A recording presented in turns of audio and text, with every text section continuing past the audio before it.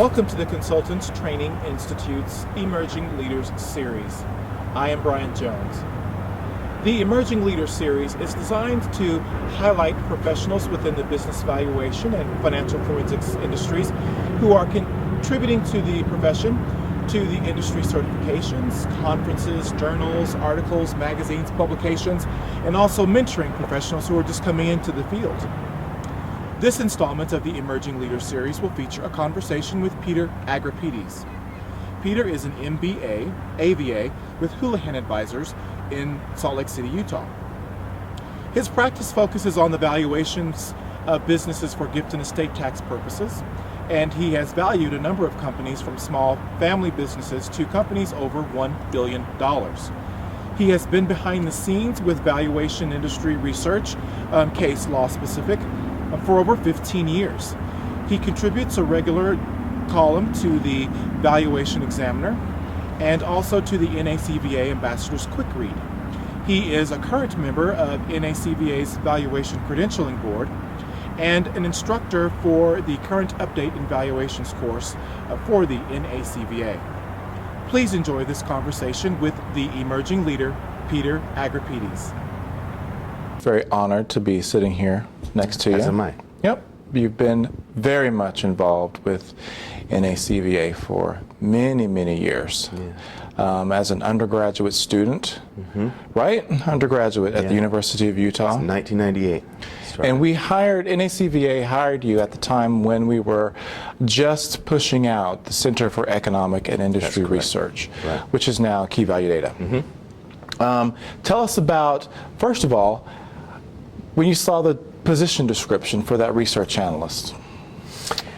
I saw the research or the description for the job, and I just thought, you know, it would be kind of my first office job, kind of a stepping stone. And I mean, it started off as a temporary position. It was your first office job? First office job. You were going to school at the University of Utah? In economics at the University of Utah. And like I said, it was a temporary position. When I started, I really didn't even have a chair and a desk. I was sitting on a couple of boxes of paper. Right. And I had a computer that, you know, had one monitor, a different keyboard, a different tower, you know. And I started out just kind of entering article titles and keywords into a database. And then it just kind of kept morphing and morphing and morphing to where they offered me a full-time position. And I accepted it and started doing some writing. One of the services that we were really pushing then was industry and metropolitan area studies. So I started doing some of the research for that and started writing some of those. Helped develop a couple of products, some of the very early stage case law databases that we had. They actually came out on CD-ROM. We had the FedVal 250, was 250 of the most high profile federal cases. And then we had the State Val 500, which was the same thing except for it was 500 state cases. And so your introduction really to valuation overall was through the research projects that you did through the Center for Economic and Industry Research, which is now Key Value Data. Right. What about that part of the work you were doing helped you realize that this could be something you'd want to choose for a profession? Well, honestly, it took me a couple of months to even realize where the information that I was preparing, where the research reports that I was preparing, what they were even being used for. I really didn't have a handle on what valuation was. Just like if you talk to somebody kind of on the street, they give you kind of a vacant look as to what you value businesses. You know? Once I figured out what they did, it was very interesting to me because even from that baby stage of just doing some research, I liked always doing something different. I don't like to just do one thing all of the time, you know. And that was kind of the appeal of an office job as to doing something else where you're kind of almost on an assembly line. You're doing the same thing every day. And it gave me the opportunity to learn about different industries. And once I kind of learned about the marketing aspect of it, the client interaction aspect of it, that really appealed to me also, because you're always meeting new people, you're always learning new entrepreneurial stories, And I found that very interesting and very satisfying also. So you completed your undergrad at the University of Utah and went to Westminster College, also in Salt Lake. Was it economics? What was your specialty? I did my MBA with focus in finance. And during that time period, I had also gone through and done the 5-day training course and got my certification. As an accredited valuation analyst? Valuation analyst. And after that, I went out on my own for about a year doing valuations on my own. And I was doing a little bit of contract work with Houlihan Valuation Advisors in Salt Lake. And after about a year, I joined up with them. So what were some of the areas of valuation that you've specialized with in when you were just getting started and working within Houlihan? When I was just getting started and kind of contracting with them, it was whatever I could get, and the cases weren't the best types of cases, I mean, they're hiring somebody that obviously the attorney or whoever's hiring you doesn't really have a track record with you. But, it was a good experience from the client interaction perspective. A couple of the cases I got hired on were divorce cases, and I started to learn that there's a lot more than just the numbers in dealing with any type of evaluation, especially with a divorce. There are a lot of emotions involved. Even with a buy-sell or gift and estate tax planning, you have a lot of emotion involved because obviously the proprietor, the business owner, is very invested in their business. They've put a lot of time and effort into growing that business. So it's a lot more than just the numbers. So since then, you've become quite a seasoned valuation analyst, obviously always learning, as most practitioners would admit to. But what kinds of areas do you specialize in now? Right now, I specialize almost exclusively in gift and estate tax valuations. I do a lot of FLPs or just holding companies that are holding real estate or marketable securities and whatnot. And that's an area that's always constantly under attack by the IRS. You're constantly getting challenges on the types of discounts that you can take or restrictions that you can use when you're looking through an operating agreement to substantiate a discount. The studies are always changing for how to actually substantiate the discounts. So it's really staying on top of a lot of fronts to actually specialize in doing that. And more recently, a lot of the case law that's been through the tax court has been more focused towards the attorneys, more focused towards actually how they plan and form these entities. Okay. So, in addition to making sure that my report not only meets NACVA standards and IRS standards, and I've made a proper argument justification in the report, staying on top of the case law, again, has helped me to give some guidance to the attorneys, to tell them, maybe I'm seeing something that could get you in hot water here. I mean, obviously, they're running a business too, and they want to get, each case done just as quickly as they possibly can. But I've had a few opportunities to sit down with the attorney and give them some advice so they're not ending up in hot water 4 or 5 years down the road. You've made a great impact on the information and research available to the profession on case law. Are there any recent cases that are of importance to note? Probably the one that sticks out the most with where I focus is the estate of Samuel Black. A lot of the challenges that are coming from the IRS now, like I said, are pointed more towards the attorneys, towards the planning techniques. They're Section 2036 challenges. And what they want to see is if you take an asset, like if you take, let's say, this hotel, for instance, and you put it in a family limited partnership or a holding company, one of the tests that they want to see satisfied is that the asset is managed differently both before and after it's put into the partnership. It's not just put into the partnership to gift off a minority or a fractional interest so that you can discount it. And a lot of times that's what you see. Another thing that they want to see is when you actually form the entity, that there's some planning that goes on before the gift takes place. And this is one case that I send my analysis to a lot of attorneys, because what I'll see is an attorney will form an entity on one day and do the gift either the same day or maybe the next day without any kind of planning. And at that point, it would be very hard from anybody from the outside, including the IRS, to go and look at that transaction and say, well, I see that some planning was done and I see that this asset will be managed differently.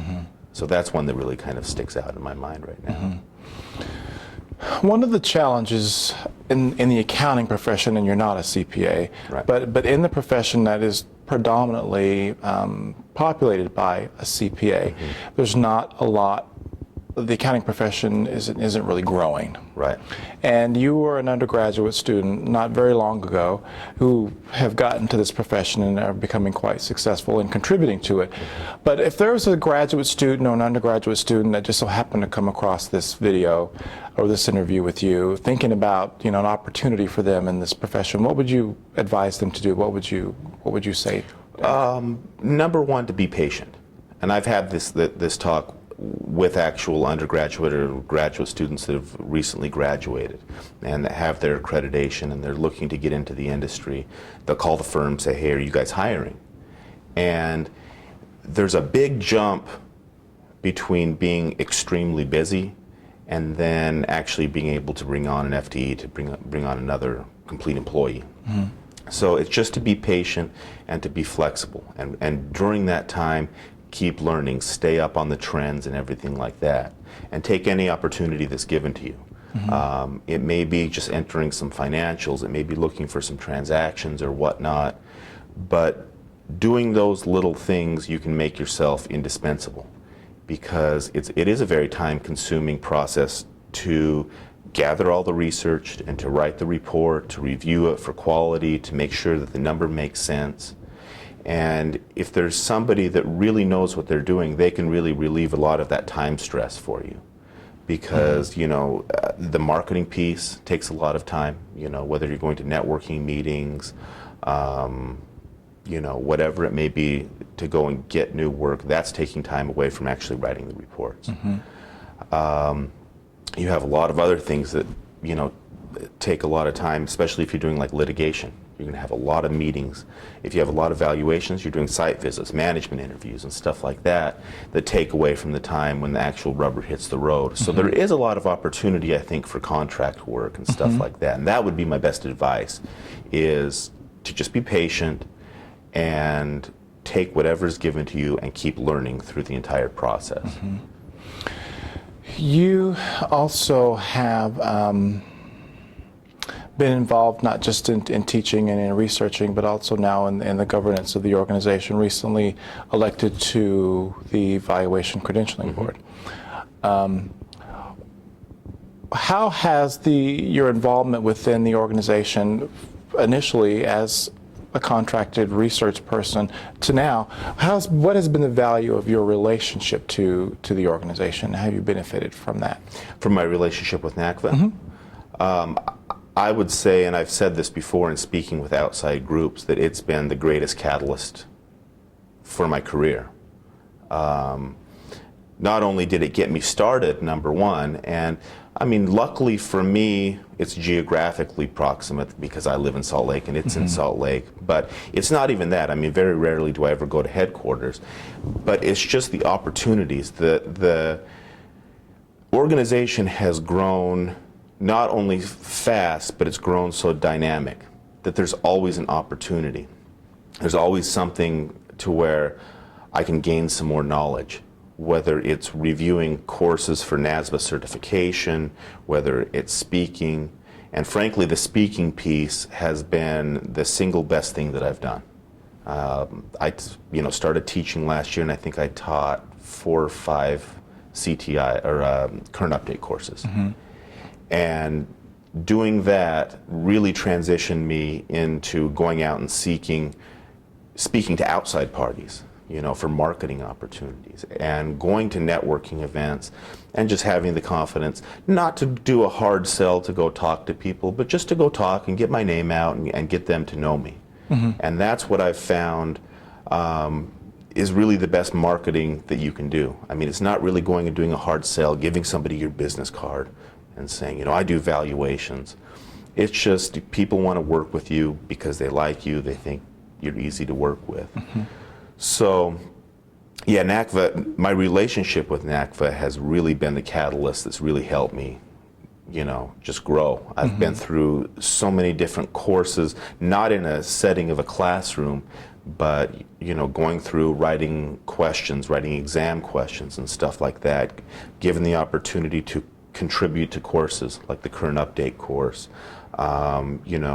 writing and keeping the case law databases active and all of that.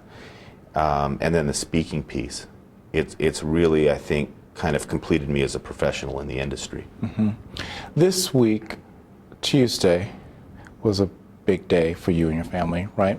Monday. Monday. Yeah. Your 4 beautiful kids. Yeah. Tell us about them and your wife, Alex. Our 4 kids turned 2, and all 4 turned 2. 4 beautiful babies. George, Dimitri, Sophia, and Isabella, and they turned 2. We took them to the zoo on Monday, and it was great, a great day. I mean, we were blessed, 2 years ago, and I mean, they were born at 31 weeks, and they had a little fight getting out of the hospital, and everybody has their good days and bad days at work, but that's really what has been a huge catalyst to me too, because I think, I don't want to be here today, and I think about them, and the example I want to set for them, and how hard they fought for us. Right. And it makes me work that much harder. Yeah. And be that much more passionate, and have that much more integrity, because we were so blessed to have them. Yeah. 2 years old, and Alex, your wife, what does she do? She takes care of the kids, and she's my saving grace with that. I mean, being that I read a lot of case law, I sleep well at night. It just kind of goes hand in hand. I always joke when I give a presentation on case law that the FDA's approved it as a sleep enhancement for insomnia, and it's kind of true. But she's amazing. Yeah. I mean, she handles everything at home with those kids to the point where I can go to work, I can focus. I can do 10 different things, and I know that she's home doing 100 different things. Right. It's just, and it really works well. So what is recently one of the most memorable things that you have done with your family? Obviously they just had their 2nd birthday, but what's something that just stands out in your mind of something you guys have done together? Probably it's something that we did with 2 at a time, just because we have 4, where the state has a program for children that were born as preemies. Okay. It's a neonatal follow-up clinic. And they do everything from, they check medical, they check their eyes, ears, cognitive functions and everything, and they tested just off the charts for everything. All of them did. And I mean, that I knew that just because I'm with them every day. But it made me really proud to go there and just kind of show them off just how well they were doing. They had a lot of little, toys where they had to stack stuff up, and they were just off the charts. What was it like growing up in Utah? It was great. I grew up in Bountiful, just a little bit north of Salt Lake, and I loved it. I mean, and I still do. It's so nice because, I like to go up in the mountains and whatnot, and you're 5 minutes away, 10 minutes away, wherever you live in the valley, pretty much. And so I really liked it. There's a perception about Utah that it's boring and there's nothing to do, but unless you're going skiing. What are some of the things that you would say to people about Salt Lake that they might not recognize or understand? Well, you know me pretty well. You know I like to eat. And so we have some great restaurants. That's one thing that Alex and I really like to do, is go and try new restaurants and whatnot. We're both Greek. We're Greek Orthodox. We have a very large Greek community there. Great Greek festival and stuff like that. And it sounds like an oxymoron to say that there's a lot of culture in Salt Lake City, but there is. It's ever changing, and I think it's changing for the better. You can go down to southern Utah, where you have a lot of different recreation type activities and stuff to do down there. But it is a pretty dynamic dynamic place. Beautiful state, beautiful Yeah. city. Of course, I live there too, so I'm a little Yeah. biased. Peter, thank you so much. It's been a pleasure knowing you all of these years and working with you within this organization, and we'll continue to do more, hopefully. Great. Thanks you. so much. Appreciate it. We hope that you enjoyed this conversation with the emerging leader, Peter Agrapides. Our next installment of the Emerging Leaders series will feature a conversation with Chris Hamilton. The standout memory is when NACVA first asked me to teach advanced valuation. I just about had a heart attack. We'll see you next time.